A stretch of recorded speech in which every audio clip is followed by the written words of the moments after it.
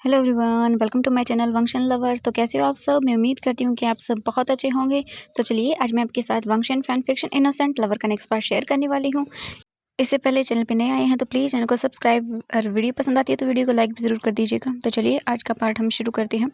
इससे जो पहले वाला पार्ट था उसमें हमने देखा था वे यिंग हॉस्पिटल में था और डॉक्टर जब उन्हें ये बताता है कि वे यिंग प्रेग्नेंट है, वो भी 2 मंथ, ये देखकर तो सबके होश ही उड़ जाते हैं। वांग जी तो डायरेक्ट नीचे फ्लोर पर ही गिर जाता है। वांग जी को समझ नहीं आ रहा था कुछ भी, वो क्या करे। डॉक्टर बोलता है, सर प्लीज हमें जल्दी बताइए इनके पार्टनर कहाँ हैं, क्योंकि इनके पार्टनर ही बता सकती है हमें बेबी को बचाने की कोशिश करनी चाहिए या नहीं। अगर हमने ज्यादा बेबी को बचाने की कोशिश की तो फिर वो पर्सन भी नहीं बच पाएगा। ये सुनकर सभी के मतलब मत होश ही उड़ चुके थे, उन्हें तो कुछ समझ में नहीं आ रहा था। वांग जी नीचे फ्लोर से उठता है और बोलता है, प्लीज डॉक्टर विंग को बचाइए। वांग जी ये बोलता है जैसे ही सब लोग वांग जी को घूर कर देखते हैं। वांग जी बोलता है, मैं उसका पार्टनर हूँ और वो बेबी भी मेरा ही है। वांग जी डॉक्टर को देखता है, डॉक्टर वहां से चला जाता है। इसके बाद लैन से जन वांग जी के पास जाते हैं और बोलते हैं, वांग जी ये तुमने क्या कहा अभी? वांग जी बोलता है, गगा मैं आपको सब बातें बताऊंगा, प्लीज इस वक्त वीजिंग इम्पोर्टेंट है।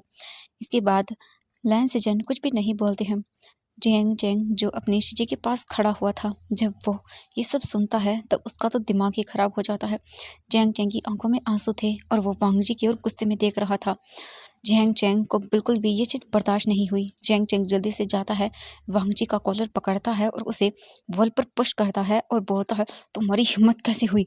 तुमने कैसे कर दिया? ये कितने घटिया इंसान हो। तुम्हें पता है उसकी मेंटल स्टेट ठीक नहीं है और तुमने फिर भी उसके साथ वो तुम्हें गगा मानता है और तुमने क्या किया उसके साथ? छी, शर्म आनी चाहिए तुम्हें। कितने घटिया इंसान हो तुम। मुझे तो यकीन ही नहीं हो रहा कि तुम कैसे कर सकते हो इसके साथ ऐसा। वांग जी कुछ भी नहीं बोल रहा था। वो चुपचाप बस जेंग चेंग को देख रहा था। जेंग चेंग कसकर वांग जी के माउथ पर एक पंच लगा देता है, जिससे वांग जी साइड हो जाता है और उसके लिप्स के कॉर्नर से ब्लीडिंग होने लगती है। जब ये यानली देखती है तब वो भाग कर आती है और जेंग चेंग को पकड़ लेती है और बोलती है, चेंग प्लीज शांत हो जाओ, प्लीज हम बाद में बात करेंगे, इस वक्त हमारा आशिन इम्पोर्टेंट है। जेंग चेंग बोलता है, शीजे ये घटिया इंसान, मैं ये बोलकर जेंग चेंग एक बार फिर वांग जी को पंच लगाता है। वांग जी डायरेक्ट नीचे फ्लोर पर गिर जाता है। वो अपने आप को बचाने की कोशिश ही नहीं कर रहा था और न ही वो किसी के क्वेश्चन का कोई आंसर दे रहा था। लैन से चन जाते हैं और वो वांग जी को देखते हैं और उसे उठाते हैं और बोलते हैं, वांग जी मैं उम्मीद करता हूँ कि तुमने कुछ भी गलत ना किया हो। अगर मुझे पता चला कि तुमने वांग जी कुछ भी गलत किया है तो शायद मैं तुम्हें माफ़ नहीं कर पाऊंगा, क्योंकि मैंने तुम्हें कभी भी ये नहीं सिखाया कि तुम कुछ गलत करो। मैंने कहा था वांग जी, बदले के चक्कर में कभी कुछ गलत मत कर देना वांग जी, प्लीज़। मैं उम्मीद करता हूँ कि तुम अपने गग को कभी निराश नहीं करोगे। ये बोलकर वो वांग जी की ओर देखता है। वांग जी अपने सर को नीचे झुका लेता है। ये देखकर लैन सिजन को और भी डर लग जाता है। दूसरी तरफ हम देखते हैं अंदर ऑपरेशन थिएटर में वो वीकिंग का ऑपरेशन कर रहे थे। कुछ देर के बाद डॉक्टर बाहर आता है और सबको देखता है। वांग जी अभी भी साइड में खड़ा हुआ था और वो कुछ भी नहीं बोल रहा था। जैसे ही डॉक्टर बाहर आता है, जेंग चेंग और जियांग यानले भाग कर जाते हैं और बोलते हैं, डॉक्टर प्लीज प्लीज बताइए वो कैसा है। डॉक्टर अपने चेहरे पर जो मास्क लगा हुआ था उसे उतारता है और बोलता है, देखिए उनकी हालत पहले से बेटर है, हमने उनका ऑपरेशन कर दिया है और थैंक गॉड कि वो भी बच गए हैं और उनके बेबी भी, वो बिल्कुल सेफ है। लेकिन मुझे आप लोगों से काफ़ी सारी चीज़ें पूछनी है, प्लीज़ मुझे बताइए क्या उनकी मेंटल स्टेट ठीक नहीं है? क्योंकि जब मैंने उनकी बॉडी को चेक किया तब मुझे काफ़ी सारी चीज़ें पता चली हैं। देखिए उनकी मेंटल स्टेट ठीक नहीं है और मुझे लगता है इसका बहुत बुरा असर उन पे पड़ा है। वो ये सब चीज़ें बर्दाश्त नहीं कर सकते हैं, उनकी बॉडी भी वीक है। उनकी बॉडी में एक ऐसा केमिकल भी था शायद जिससे उनकी मेंटल स्टेट को और भी ख़राब कर दिया गया हो। वांग जी ये सब सुन रहा था और उसे मतलब समझ नहीं आ रहा था ये सब चीज़ें। प्लीज़ मैं आपसे बहुत सारी चीज़ें जानना चाहता हूँ, क्या आप मुझे बताएंगे उनके बारे में? क्योंकि उनकी मेंटल स्टेट को ठीक करने के लिए ये बहुत ज़रूरी है। देखिए मैंने जब उनका ऑपरेशन किया है तो मुझे लगता है कि काफ़ी हद तक अब वो ठीक हो चुके हैं और मुझे लगता है कि किसी भी वक्त अब उनकी मेंटल स्टेट ठीक हो सकती है। मुझे नहीं पता जब वो उठेंगे तो वो कैसा रिएक्ट करेंगे, लेकिन आप लोगों को उन्हें बहुत ही अच्छे से संभालना होगा। जब एकदम से उन्हें इतनी सारी चीज़ें पता चलेंगी तो हो सकता है वो डिप्रेस भी हो जाएं, लेकिन आप सबको मिलकर उन्हें संभालना होगा। प्लीज़ उनसे कोई भी ऐसी चीज़ मत करवाइएगा या कहिएगा जिससे उन्हें हर्ट हो। सभी लोग बोलते हैं ठीक है। डॉक्टर बोलता है कुछ ही देर में उन्हें दूसरे वार्ड में शिफ्ट कर दिया जाएगा। जब उन्हें होश आएगा तब हम उनसे मिल सकते हैं, लेकिन उससे पहले हमें उन्हें चेक करना होगा। डॉक्टर की बातें सुनकर सभी लोग बोलते हैं ठीक है। इसके बाद हम आधे घंटे बाद का सीन देखते हैं। वे यिंग को दूसरे रूम के अंदर शिफ्ट कर दिया गया था। वे यिंग अभी भी बेहोश था। एक नर्स वे यिंग के रूम के अंदर ही थी और वो सब चीज़ें अच्छे से चेक कर रही थी। वांग जी, लैन सिचेन, जियांग चेंग, जियांग यानली और ग्रैनी वैन सभी लोग वहीं पर थे। रूम के बाहर खड़े हुए थे और वो जो कांच की विंडो होती है डोर में, उससे वी यिंग को देख रहे थे। वांग जी दूर खड़ा हुआ था और वो अपने ही सोच में बिजी था। ग्रैनी वैन वांग जी को देख रही थी। वो अपनी जगह से उठती हैं और वांग जी जो सबसे दूर खड़ा हुआ था उसके पास जाती है। वहीं दूसरी तरफ लैन सिचेन भी वांग जी के पास ही थे। ग्रैनी वैन को जब वो देखते हैं तो ग्रैनी वैन वांग जी के पास आती हैं और बोलती हैं, वांग जी, मुझे तुमसे कुछ बात करनी है अकेले में। लैन सिचेन जब ये देखते हैं तब वो बोलते हैं ठीक है वांग जी, तुम बात करो इनसे। ये बोलकर वो वहाँ से दूर चला जाता है और वांग जी को देखने लगता है। ग्रैनी वैन वांग जी का हाथ पकड़ती है और उसे वहाँ से दूर लेकर जाती है और बोलती है, वांग जी, मुझे बताओ क्या किया है तुमने, क्योंकि मैं जानती हूँ कि तुम ऐसे कुछ भी नहीं करोगे और मैं अच्छे से जानती हूँ कि तुम कौन हो। अब तो मुझे बताओ।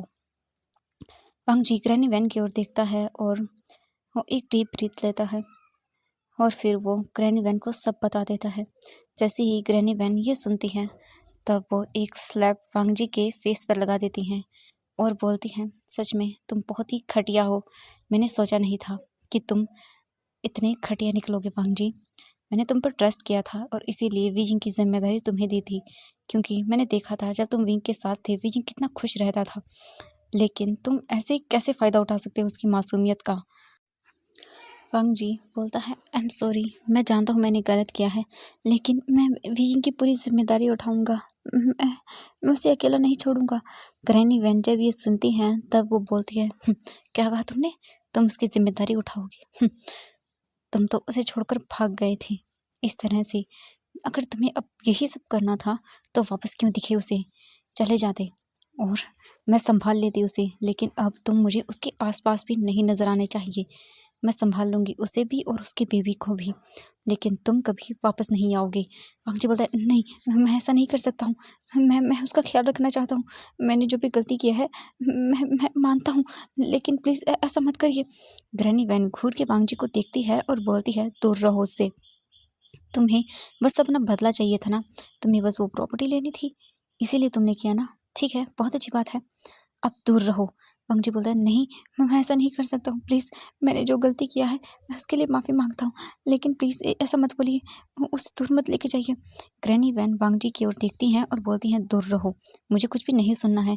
ये बोलकर वो वहाँ से चली जाती हैं। वांग जी वहीं नीचे फ्लोर पर गिर जाता है। लैन से जन जब अपने ब्रदर की ये हालत देखते हैं तो वो जल्दी से जाते हैं और बोलते हैं, वांग जी क्या हुआ है, प्लीज़ उठो। लैन से जन वांग जी को उठाते हैं। वांग जी बोलते हैं, नहीं कहा, मैंने सब खराब कर दिया। मेरे बदले के चक्कर में मैंने उस मासूम को हर्ट कर दिया। मुझे नहीं पता गा वो मुझे माफ़ करेगा भी या नहीं, लेकिन मैंने जो गलत किया है मैं उसे सही करना चाहता हूँ। मैं चाहता हूँ मैं उसका ख्याल रखूँ। मैं चाहता हूँ वियिंग का साथ रखना अपने। लैन सेजन बोलते हैं, वांग जी, मुझे बताओ तुमने क्या किया है। लैन सेजन बोलते हैं, वांग जी, मेरे साथ चलो। ये बोलकर लैन सेजन वांग जी का हाथ पकड़ते हैं और उसे वहाँ से लेकर चले जाते हैं। लैन सेजन वांग जी को बाहर लेकर आते हैं और वो एक रेस्टोरेंट देखते हैं। उसमें अंदर जाते हैं, 2 कॉफ़ी ऑर्डर करते हैं। वांग जी चुपचाप वहीं बैठा हुआ था। लैन सेजन वांग जी के पास आते हैं और बैठ जाते हैं। कुछ ही सेकंड के अंदर वेटर आती हैं और वो उन्हें 2 कॉफ़ी के मग देकर चली जाती हैं। लैन सेजन फिर वांग जी की ओर देखते हैं और बोलते हैं, वांग जी, बताओ मुझे क्या किया है तुमने। वांग जी अपने गगे की ओर देखता है और उसकी आंखों से आंसू गिर जाते हैं। वांग जी फिर अपने गगो को सब बता देता है कि उसने विंग के साथ क्या किया है और उसने किस तरह से मैडम वी से उस प्रॉपर्टी को साइन करवाया है। वांग जी जब ये लैन सिचन को बताता है तो लैन सिचन पूरे शॉक रह जाते हैं। लैन सिचन अपनी आइज़ को बंद करते हैं, वांग जी की ओर देखते हैं और बोलते हैं, वांग जी, सच में तुमने बहुत घटिया काम किया है। अपने यूज़ के लिए तुमने उस पर्सन को इस्तेमाल किया जो कि पूरी तरह से अपने सेंसेस में भी नहीं है। वो एक मेंटल स्टेट पर्सन है और तुमने उसका फ़ायदा उठाया है। वांग जी, सच में मुझे आज रिग्रेट हो रहा है तुम्हें अपना ब्रदर बोलते हुए। जब वांग जी ये सुनता है तब वो अपने सर को नीचे कर लेता है। लैन सिजन बोलते हैं, वांग जी, मुझे यकीन नहीं हो रहा कि तुम ऐसा कर सकते हो, इतनी गिरी हुई हरकत। सच में वांग जी, सच में आज तुमने मुझे प्रूफ कर दिया कि मैं जो भी सोचता था वो गलत था। मैंने तुमसे पहले ही कहा था वांग जी, कभी कुछ ऐसा मत करना जिससे तुम अपनी ही नज़रों में गिर जाओ, लेकिन तुमने वही किया वांग जी। सच में मैं सोच भी नहीं सकता था कि तुम इतनी गिरी हुई हरकत करोगे। तुम्हें क्या लगता है मॉम डैड खुश होंगे ये जानकर कि उनके बेटे ने किस तरह से एक मासूम इंसान की मासूमियत का फ़ायदा उठा के उनका बदला लिया है? तुम्हें पता है वांग जी, मॉम डैड ने चाहते वक्त मुझसे क्या कहा था? मुझसे कहा था कि मैं तुम्हें एक अच्छा पर्सन बनाऊं। नहीं, लेकिन मैं फेल हो गया वांग जी। ये तुम्हारी गलती नहीं है, ये मेरी गलती है, क्योंकि मैं ही तुम्हें कभी अच्छी चीज़ें नहीं सिखा पाया। लायन सेजन जब ये बोलते हैं तब वांग जी बोलते हैं, नहीं काका, आपकी कोई गलती नहीं है। लायन सेजन अपने हाथ को साइड करते हैं वांग जी के हाथ से और बोलते हैं, नहीं, ये मेरी ही गलती है, मेरी गलती है। मैं तुम्हें सिखा नहीं पाया, मेरी गलती है, सब मेरी गलती है। ये बोलकर लायन सेजन वहाँ से उठ जाते हैं और वो वापस हॉस्पिटल के अंदर चले जाते हैं। लायन सेजन जब वापस आते हैं तब वो देखते हैं कि वो सभी अभी हॉस्पिटल रूम के बाहर ही बैठे हुए थे। बीजिंग को अभी भी होश नहीं आया था, 1.5 घंटा हो चुका था। लायन सेजन आते हैं और ग्रैनी वैन के पास जाते हैं और उनके पास वहीं नीचे फ्लोर पर बैठ जाते हैं, उनके हाथों को पकड़ते हैं। लायन सेजन ग्रैनी वैन की ओर देखते हुए बोलता है, आई एम सॉरी, प्लीज़ मुझे माफ़ कर दीजिए। मेरे ब्रदर की ओर से मैं माफ़ी मांगता हूँ। मैं जानता हूँ उसने बहुत घटिया काम किया है। आई एम सॉरी, मुझे माफ़ कर दीजिए। लेकिन ये गलती उसकी नहीं है, ये गलती मेरी ही है। कहीं न कहीं मैं ही उसे सिखा नहीं पाया। वो अपने पेरेंट्स की मौत का बदला लेने में इतना पागल हो चुका था, इस हद तक ये सब चीज़ें कर दिया। प्लीज़ मुझे माफ़ कर दीजिएगा। मुझे उसे बचपन में ही रोक देना चाहिए था जब उसने कहा था कि वो अपने पेरेंट्स की मौत का बदला लेगा। आई एम सॉरी, मेरी गलती है। ग्रैनी वैन जब ये सुनती हैं तब वो बोलती हैं, मैं जानती हूँ उसने बहुत गलत किया है, लेकिन मैं उसे माफ़ नहीं कर सकती हूँ और प्लीज़ आप माफ़ी मत मांगिए, आपकी गलती नहीं है। लायन सेजन बोलता है, नहीं, मेरी ही गलती है, ये सब मेरी गलती है, मैं उसे अच्छा नहीं सिखा पाया। मैं जानता हूँ मैंने ही कहीं कच कमी रख दी होगी जिस वजह से आज वो ऐसा बन गया है, लेकिन वो गिल्टी है। लेकिन सही कहा, हम इतनी आसानी से उसे माफ़ नहीं कर सकते हैं। मैं खुद उसे कभी माफ़ नहीं करूँगा जो भी उसने गलतियाँ की है उसके लिए। तभी एक नर्स वेइंग के उस हॉस्पिटल रूम से बाहर निकलती हैं और बोलती हैं, डॉक्टर डॉक्टर जल्दी आइए, पेशेंट को होश आ गया है। जैसे ही ग्रैनी वैन जियांग चिंग ये सब सुनते हैं तब वो उठ जाते हैं और डोर के पास जाते हैं, लेकिन वो नर्स रोक देती हैं और बोलती, नहीं, आप अंदर नहीं जा सकते हैं, पहले हमें उन्हें चेक करना होगा। तो वो सब वहीं पर रुक जाते हैं और उस डोर की विंडो से वेइंग को देखने लगते हैं। वेइंग धीरे-धीरे करके अपनी आइज़ को पूरा ओपन करने की कोशिश करता है, लेकिन उससे उसकी आइज़ पूरी तरह से ओपन नहीं हो रही थी। वेइंग कुछ देर के बाद जब अपनी आइज़ पूरी तरह से ओपन करता है, तब उसके सामने काफ़ी सारे विजन्स आने लगते हैं जो कि क्लियर नहीं थे। वेइंग अपनी आइज़ को ओपन करता है और फिर खोलता है। वेइंग बंद करता है अपनी आइज़ को और फिर ओपन करता है। वेइंग को कुछ भी अच्छे से समझ नहीं आ रहा था, उसके माइंड में बहुत सारी बातें घूम रही थी। वेइंग को इंजेक्शन लगाया जा रहा था, वेइंग को यही सब चीज़ें दिख रही थी। वीइंग धीरे-धीरे करके अपने आप को काम डाउन करता है, लेकिन उसकी पूरी बॉडी वाइब्रेट करती जा रही थी। वीइंग हर एक चीज़ रिमेंबर कर रहा था जो भी इतने सालों में हुई। जैसे ही उस रूम का डोर ओपन होता है, वीइंग डोर की ओर देखता है। उसे बहुत ही अजीब-अजीब चीज़ें अपने साथ दिख रही थी। उसे बहुत ही ज़्यादा टॉर्चर किया जा रहा था।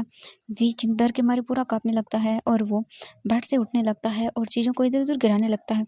लेकिन तभी डॉक्टर वहाँ पर आ जाता है। डॉक्टर जैसे ही आता है वहाँ पर तो वो सभी लोग विंग को पकड़ते हैं और बोलते हैं, डॉक्टर इसे लेटाओ। विंग बोलता, नहीं, छोड़ो मुझे, नहीं, प्लीज़ मत मारो, मत करो। विंग ये सब चीज़ें बोलने लगता है। तभी डॉक्टर उसे इंजेक्शन लगा देता है और बोलता है, come down, come down. Wing धीरे धीरे शांत हो जाता है। वीइंग को जैसे ही इंजेक्शन लगाया जाता है वो शांत हो जाता है और डॉक्टर उसे बेड पर लेटा देते हैं। वीइंग बेड पर गिर जाता है और फिर वो धीरे धीरे अपने आइज़ को ओपन करने लगता है। वीइंग को अब वांगजी दिखने लगता है। वीइंग को वांगजी याद आ रहा था, हर एक चीज़ वो याद आती है। वीइंग जैसे ये सब चीज़ें याद करता है उसकी आइज़ से आंसू निकल जाते हैं। वीइंग बहुत ही ज़्यादा ज़ोर ज़ोर से रोने लगता है। बाहर जो वीइंग के फैमिली मेम्बर्स खड़े हुए थे वो जब वीइंग को इस हालत में देखते हैं तो वो भी डर जाते हैं। वांगजी तो वहाँ पर था ही नहीं। वांग जी 15 मिनट के बाद आता है। वीइंग को इंजेक्शन लगा दिया गया था और वीइंग फिर से गहरी नींद में सो चुका था। डॉक्टर वीइंग को सुलाकर बाहर आता है। जैसे ही वो देखते हैं कि डॉक्टर बाहर आ गया है तो वो पूछते हैं, डॉक्टर विंग को क्या हुआ है? डॉक्टर उन सब की ओर देखता है और बोलता है, देखिए उसे एक पैनिक अटैक आया है, उसकी मेंटल स्टेट ठीक हो रही है और जब वो ठीक होगा तो उसे सभी चीज़ें हो सकता है याद हों और हो सकता है वो अपनी हर एक चीज़ को भूल जाए। प्लीज़ देखिए, आप सबको हौसला रखना होगा। हमें नहीं पता कि अभी हमें क्या करना चाहिए, लेकिन जब वो दोबारा होश में आएगा लगभग आधे घंटे के बाद, तब हम उसे दोबारा से चेक करेंगे और इस बार हमें उसे अच्छे से पता करेंगे कि उसे कितना याद है और कितना नहीं और अब वो किस कंडीशन में है। सभी लोग बोलते हैं ओके। फिर डॉक्टर वहाँ से चला जाता है। 15 मिनट के बाद वो नर्स वापस से आती है और बोलती है, सर। वो फिर से अपनी आइज़ ओपन कर रहा है। डॉक्टर बोलता है ठीक है। इसके बाद डॉक्टर वापस अंदर आता है। इस बार वी की फैमिली भी रूम के अंदर थी। डॉक्टर विंग के पास आता है, देखता है वी जिंग धीरे धीरे अपनी आइज़ को ओपन कर रहा था। डॉक्टर विंग को देखता है। वी जिंग डॉक्टर की ओर देखता है और फिर डर जाता है। डॉक्टर बोलता है, प्लीज़ शांत हो जाइए, आप मुझे बताइए आपका नाम क्या है? वी जिंग धीरे धीरे अपनी आइज़ को ओपन करता है, डॉक्टर की ओर देखता है और फिर बोलता है, मेरा नाम वी जिंग है। डॉक्टर बोलता है, ओके मुझे अपने बारे में बताइए। वी जिंग धीरे धीरे करके डॉक्टर को बताने लगता है अपने बारे में। डॉक्टर बोलता है, ओके मुझे बताइए क्या आप इनको जानते हैं? वी जिंग फिर साइड में देखता है। वी जिंग सबसे पहले शिजी को देखता है, उसके बाद ग्रैनी वैन को, फिर जैंग चिंग को, और बोलता है, मैं इन्हें जानता हूँ। डॉक्टर बोलता है, ओके अब मुझे बताइए क्या आप इस पर्सन को जानते हैं? डॉक्टर लैंस सेजन की ओर इशारा करता है। वी जिंग लैंस सेजन को देखता है और बोलता है, नहीं मैं इन्हें नहीं जानता हूँ। डॉक्टर बोलता है, ओके। फिर डॉक्टर विंग को चेक करता है और बोलता है, आप अपनी फैमिली से मिलिए, लगभग आधे घंटे के बाद मैं फिर से आऊँगा और मुझे आपको फिर से एग्जामिन करना होगा। आप कैसा फील कर रहे हैं? वी जिंग डॉक्टर की ओर देखता है और बोलता है, मैं बहुत अच्छा फील कर रहा हूँ डॉक्टर। डॉक्टर बोलता है, ओके। इसके बाद डॉक्टर वहाँ से चला जाता है। डॉक्टर के जाने के बाद सब लोग विंग की ओर देखते हैं। सभी लोग वी जिंग को बहुत ही स्माइलिंग फेस के साथ देख रहे थे, क्योंकि वी जिंग बिल्कुल बच्चे की तरह बात नहीं कर रहा था, बिल्कुल मैच्योर पर्सन की तरह। ग्रैनी वैन विंग को देखती हैं और उसके फेस पर स्माइल आ जाती है। ग्रैनी वैन जल्दी से विंग के पास आती हैं और बोलती हैं, वी तुम ठीक हो गए? वी जिंग ग्रैनी वैन को देखता है और अपना सिर हाँ में हिलाता है और बोलता है, हाँ। ग्रैनी वैन बोलती है, वी मुझे बताओ बेटा, तुम्हें सब याद तो है ना? वी जिंग ग्रैनी वैन को देखता है और बोलता है, हाँ ग्रैनी वैन, मुझे याद है, मुझे सब चीज़ें याद है, मैं एक भी चीज़ नहीं भूला हूँ, हर चीज़ याद है मुझे। ग्रैनी वैन वी जिंग को कसकर गले लगा लेती है। वी बेटा, मैं बहुत खुश हूँ आज, तुम ठीक हो गए, सब ठीक हो गया, तुम पहले जैसे नहीं रही, मैं बहुत खुश हूँ वी, तुम्हें नहीं पता, फाइनली तुम ठीक हो गए, मैं कब से वेट कर रही थी कि तुम ठीक हो जाओ और फाइनली आज तुम ठीक हो गए। वी बोलता है, हाँ। इसके बाद जियांग यानली जियांग चिंग भी विंग के पास आते हैं और बोलते हैं, वी तुम सच में? वी जिंग बोलता है, हाँ मैं बिल्कुल ठीक हूँ, थैंक यू सो मच, आपने मेरा इतना ख्याल रखा, मैंने आप सबको परेशान भी किया होगा ना बहुत। जियांग चैंग और जियांग यानली दोनों बोलते हैं, नहीं वी, तुमने हमें बिल्कुल परेशान नहीं किया, तुम तो बहुत प्यारे हो। वी जिंग ये सुनकर स्माइल करता है। कुछ देर वो बातें करते हैं। लैंस एजेंट कुछ भी नहीं बोलते और वो फिर रूम से बाहर चले जाते हैं, क्योंकि ये उनका फैमिली टाइम था तो वो यहाँ कुछ नहीं कर सकता था। लैंस एजेंट रूम से बाहर जाते हैं। वी जिंग वहीं पर चुपचाप रहता है, काफ़ी देर उनसे बातें करता है। ग्रैनी वैन फिर विंग को देखती है। विंग का फेस उतरा हुआ था। वी जिंग को अभी उसकी प्रेगनेंसी के बारे में कुछ भी नहीं पता है। ग्रैनी वैन फिर बोलती हैं, चैंग यानली बेटा जाओ तुम लोग बाहर, मुझे विंग से कुछ बात करनी है, जाओ तुम लोग आराम कर लो थोड़ा।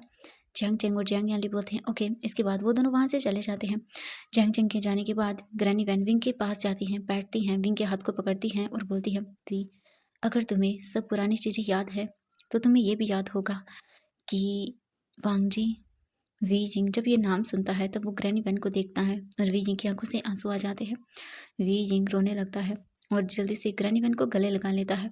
ग्रैनी वैन बोलती हैं, मेरे बच्चे शांत हो जाओ, मैं जानती हूँ तुम्हारे लिए ये बहुत ही मुश्किल टाइम है, लेकिन तुम्हें संभालना होगा बेटा, तुम अब अकेले नहीं हो, तुम्हारा बेबी है, मैं जानती हूँ वांगजी ने बहुत गलत किया है। वे जिंग ग्रैनी वैन की ओर देखता है और रोते हुए बोलता है, ग्रैनी वैन उन्होंने मेरे साथ ऐसा क्यों किया? मैंने तो उन्हें अपना गगा माना था ना, मैंने पे कितना ट्रस्ट करता था और उन्होंने क्या किया? उन्होंने मेरा फ़ायदा उठाया, वो भी इस तरह। ग्रैनी वैन उन्होंने ऐसा क्यों किया उन्होंने? वी जिंग ये बोलकर रोने लगता है। ग्रैनी वैन विंग को चुप कराती हैं और बोलती हैं, वी जिंग मैं जानती हूँ उसने बहुत गलत किया है और उसकी पनिशमेंट भी मैं उसे दूंगी, बिल्कुल दूंगी मैं उसे, वो कभी वापस नहीं आएगा। वी जिंग ये सुनकर ग्रैनी वैन को देखता है। ग्रैनी वैन बोलती हैं, वी जिंग देखो बेटा शांत रह जाओ, तुम प्लीज़ ऐसे स्ट्रेस मत लो, अगर तुम ऐसा करोगे तो तुम अपने आप को और अपनी बेबी को कैसे संभाल पाओगे? वी जिंग जब ये सुनता है तब वो शॉकिंगली ग्रैनी वैन को देखता है और बोलता है, ग्रैनी वैन क्या?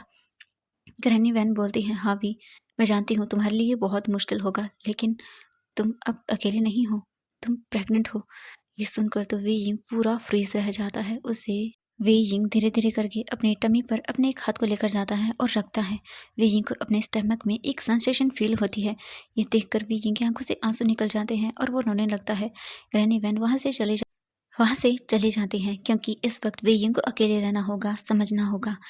ग्रैनी वैन जाकर डोर को बंद कर देती है। वहाँ पर वो वांगजी को देखती है और बोलती है, तुम जाओ यहाँ से।